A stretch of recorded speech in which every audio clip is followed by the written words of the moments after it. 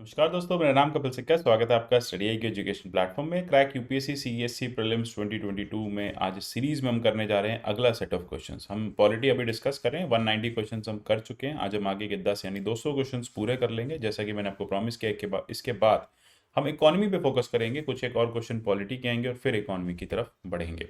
जैसा कोर्स की हाईलाइट आप जानते हैं, लगभग 1000 से 1100 क्वेश्चंस मैं आपके साथ यहाँ डिस्कस करूंगा। अगर आप 2022 का यूपीएससी दे रहे हैं या फिर आने वाला कोई भी पीसीएस एग्जाम दे रहे हैं, तो ये क्वेश्चंस आपके लिए काफ़ी हेल्पफुल हैं। हिंदू इंडियन एक्सप्रेस, योजना, कुरुक्षेत्र जैसे टॉपिक्स, मतलब जैसे सोर्सेज हम यहाँ कवर कर रहे हैं, एनवायरमेंट साइंस टेक्नोलॉजी भी हम कवर करेंगे। मतलब होलिस्टिक कवरेज है आपके प्रीलिम्स के लिए ये। इनको आपको क्या करना है, इन क्वेश्चंस को प्रैक्टिस करना है। इन क्वेश्चंस को आपको बार बार लगाना है, आपको डाउनलोड करना है पीडीएफ। और मैं बार बार आपसे कहता हूँ कि जैसे ही आप क्वेश्चन पढ़ लेते हैं, मैं क्वेश्चन रीड करता हूँ, आप स्क्रीन को पॉज करके कमेंट में आंसर देने की कोशिश कीजिए। तो चलिए शुरू करते हैं। अच्छा, पीडीएफ अगर आपको चाहिए तो ये आपको मिल जाएंगे मेरे टेलीग्राम चैनल @कपिल लाइव से। आप मुझे @कपिल सिक्का का ट्विटर हैंडल पे भी फॉलो कर सकते हैं। 191 consider the following statement about federal features of Indian constitution. Indian constitution के फेडरल फीचर्स बताने हैं। भारत का संविधान कहीं ना कहीं फेडरल फीचर्स को लिस्ट करता है, स्टैब्लिश करता है। वो बताता है कि सेंटर और स्टेट के बीच में किस तरह से पावर्स का डिस्ट्रीब्यूशन रहेगा, शक्तियों का विभाजन होगा। Term federation appears eight many places in the constitution. Term जो है फेडरेशन, वो कई जगह लिखा हुआ है। Indian federation is result of an agreement among the states. States ने एक कॉन्ट्रैक्ट के थ्रू इंडियन फेडरेशन को स्टैब्लिश किया, जैसे यूएसए में हुआ था। क्वेश्चन मैंने काफ़ी इजी कर दिया आपके लिए। अब आपको बताना है इसमें कौन सा इनकरेक्ट है। देखिए, अगर हम टू की बात करें तो टू यहाँ पे कंप्लीटली इनकरेक्ट है, क्योंकि फेडरेशन टर्म कहीं मेंशन ही नहीं है। तो अगर आप इस तरह से फिगर आउट करने की कोशिश करिए तो टू इनकरेक्ट है और टू आपको मार्क करना ही करना है। तो ये बिल्कुल यहाँ से फेज आउट हो जाएगा। फिर Indian federation is a result of an agreement among state, ये भी बात बिल्कुल गलत है, ऐसा बिल्कुल नहीं है। यहाँ पे हमने होल्डिंग टुगेदर का फेडरलिज्म रखा है और फेडरल सिस्टम जो है कॉन्स्टिट्यूशन वो स्टैब्लिश करता है। तो 2 और 3 आर इन करेक्ट। ठीक है, तो कहीं ना कहीं फेडरल सिस्टम जो है वो बताता है, लेकिन आप फेडरेशन वर्ड को हमारा कॉन्स्टिट्यूशन यूज नहीं करता। विच of the following judgements of supreme court adhere to principles of social justice. इसमें से कौन से ऐसे आपके सोशल जस्टिस के प्रिंसिपल्स हैं जो जो कि बेसिकली डीपीएसपी में मेंशन है या फिर इन जजमेंट्स के थ्रू स्टैब्लिश किए गए हैं। ठीक है, सबसे पहला है Shayara Bano versus others versus union of India, Sabarimala temple, Navtej Singh Johar case. अब यहाँ पे बात होती है सोशल जस्टिस की, तो यहाँ पे वुमेन राइट्स की बात की गई, मुस्लिम वुमेन के पोस्ट तलाक राइट्स की बात की गई, सबरीमाला में वुमेन एंट्री की बात की गई, ये भी सोशल जस्टिस की बात करता है, और नवतेज सिंह जौहर 2018 में LGBTQ की बात की गई। तो ये भी इंपॉर्टेंट केस सोशल जस्टिस का है। तो all of the above are correct answer.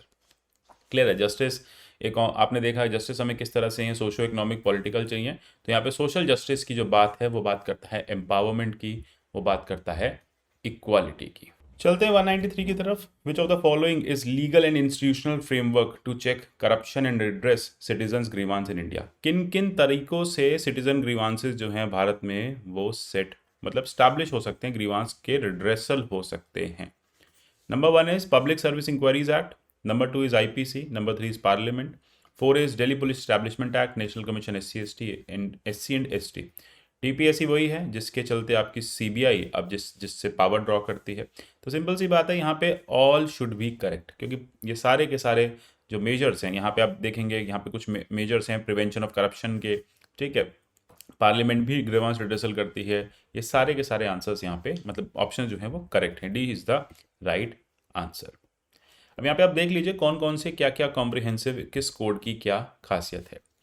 अच्छा, केस स्टडी टाइप क्वेश्चन है। If the workers of Delhi municipal corporation या किसी भी म्यूनिसिपल कॉर्पोरेशन के जो वर्कर्स हैं वो स्ट्राइक पे चले जाएं, ठीक है, और वो कोई भी गार्बेज को ना उठाएं, आप अपना फंडामेंटल राइट यानी राइट टू सैनिटेशन के लिए कोर्ट जाते हैं, अंडर आर्टिकल 32 आप सुप्रीम कोर्ट चले जाते हैं, तो सुप्रीम कोर्ट से आप इसमें से कौन सी रिट को एनफोर्स कराएंगे, कौन सी रिट को एनफोर्स कराएंगे? सर्शिरारी को कराएंगे, प्रोहिबिशन को कराएंगे, मैंडेमस को कराएंगे, को वारंटो को कराएंगे। देखिए, सर्शिरारी जुडिशियल है, प्रोहिबिशन जुडिशियल है। मैंडेमस यहाँ पे कोर्ट कहेगा कि डू योर जॉब, अपना काम कीजिए। ठीक है, पब्लिक अथॉरिटीज़ को कहेगा, पब्लिक ऑफिसर्स को कहेगा कि आप अपना काम कीजिए। तो मैंडेमस की रिट अगर कोई भी सरकारी कर्मचारी आपकी या कोई भी गवर्नमेंट ऑफिसर आप अपनी ड्यूटी को नहीं निभाता है तो आप मैंडेमस की रिट उसके लिए इशू कराएंगे। को वारंटो होगा बाय व्हाट अथॉरिटी, अगर कोई भी पब्लिक ऑफिसर जो है वो बिना वजह मतलब बिना एलिजिबिलिटी के उस पब्लिक पोस्ट पे बैठा हुआ है तो क्वो वारंटो आएगा। चलते 195 की तरफ। Which of the following is are characteristics of a state as envisioned by the constitution of India. इसमें से कौन सा कैरेक्टरिस्टिक है स्टेट का जिसको कॉन्स्टिट्यूशन ऑफ इंडिया इन्विजन कर रहा है? Independent judiciary, full federal state, only one constitution with single citizenship. ठीक है, ये सारे आप देखेंगे कि हम एक बात करते हैं इंडिपेंडेंट जुडिशरी की, बात बिल्कुल सही है। फुल फेडरल स्टेट की बात हम नहीं करते हैं। One constitution with single citizenship, आपको बताना इसमें कौन सा करेक्ट है। ठीक है, सबसे बड़ी बात है ओनली वन कॉन्स्टिट्यूशन है, सिंगल सिटीजनशिप है। तो कौन कौन से कैरेक्टरिस्टिक्स हैं स्टेट के? तो वन यहाँ पे कैरेक्टरिस्टिक है। ठीक है, एंड अगर आप देखेंगे कि जम्मू एंड कश्मीर के केस में था लेकिन अब वो खत्म कर दिया गया है, तो यहाँ पे वैसे आंसर बनेगा 1 and 3। Right against exploitation is not available to child helping in household chores, child working in fire cracker factory, sex workers, compulsory public service impose by state.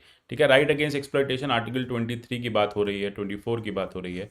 23 में एक्सप्लॉयटेशन की बात है। देखिए, आपको याद होगा 2016 में जो चाइल्ड लेबर एक्ट है, जो child labour prohibition of child labour act है, उसमें क्लियर कह दिया गया था 2016 के अमेंडमेंट में कि कोई भी बच्चा है वो अपने घर के हाउस होल्ड चोर्स में काम कर सकता है।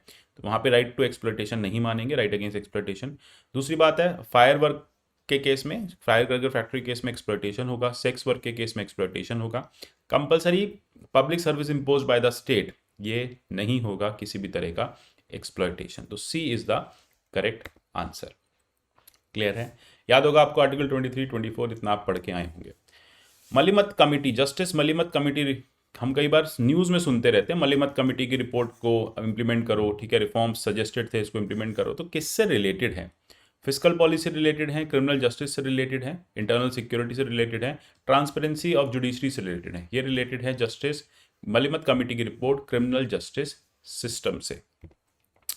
देन उसके बाद चलते हैं, consider the following statement, the governor of state with the previous consent of president can authorise the use of Hindi और any other official language in the state in the proceedings in the high court of the state. बात बिल्कुल सही है कि governor जो है वो president से प्रीवियस कंसेंट लेके हिंदी या किसी अदर ऑफिशियल लैंग्वेज को यूज करने को कह सकते हैं।